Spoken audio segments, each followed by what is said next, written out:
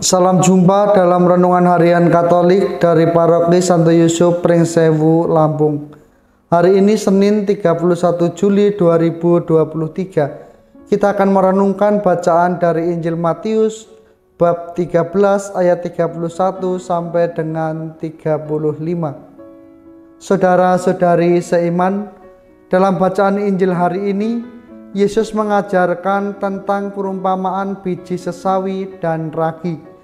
Biji sesawi adalah biji yang paling kecil di antara benih lainnya. Namun setelah mengalami proses pertumbuhan, biji sesawi itu berkembang dan menjadi pohon yang cukup tinggi, bahkan burung-burung dapat bersarang di atasnya.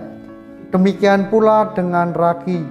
Meskipun ia dimasukkan ke dalam adonan tepung yang cukup banyak, namun dengan sedikit ragi, adonan tepung tersebut mampu menjadi mengembang dan keduanya menjalani proses yang baik. Saudara-saudari seiman, dalam kehidupan kita sehari-hari, seringkali sesuatu yang kecil itu diremehkan karena dianggap tidak berarti.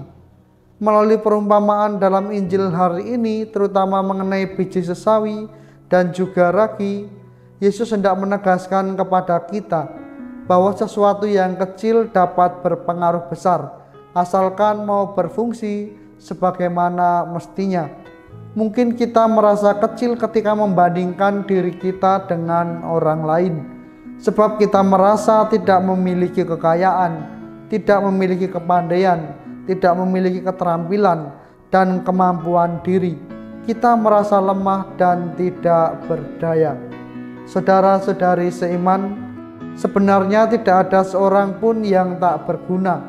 Artinya Allah memberikan potensi dalam diri kita sebagai manusia, sehingga setiap orang dari kita mampu bermanfaat bagi diri sendiri maupun dengan orang lain.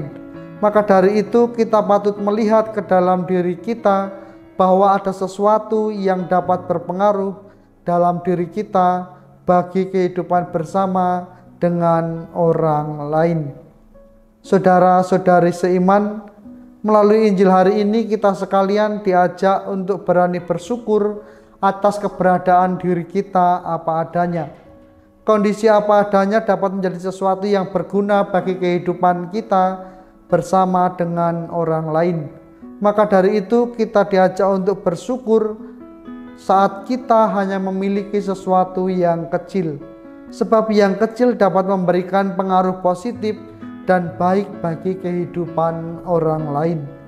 Jika hal itu terjadi, saat itulah pengaruh positif dan baik bagi kehidupan kita sebagai orang lain. Dan jika hal itu terjadi, saat itulah kerajaan Allah terwujud di dalam dunia itu. Maka saudara-saudari seiman, mari kita berjuang untuk melakukan perbuatan-perbuatan baik dalam perjalanan hidup kita. Hal ini berarti bahwa sekecil apapun perbuatan baik yang kita lakukan dalam hidup, ketika kita melakukannya dengan setia dan dengan tulus hati, maka akan berdampak dan menjadi berkat bagi sesama. Maka mari kita secara bersama-sama, baik maupun secara pribadi, kita mulai melakukan perbuatan-perbuatan baik dari tindakan-tindakan kecil hidup kita. Maka mari kita berusaha, terutama dalam hidup kita dari hari ke hari, agar kita mampu menjadi berkat bagi sesama kita melalui perbuatan-perbuatan baik kita, meskipun perbuatan-perbuatan baik itu kita lakukan lewat hal-hal yang kecil dan sederhana. Tuhan memberkati.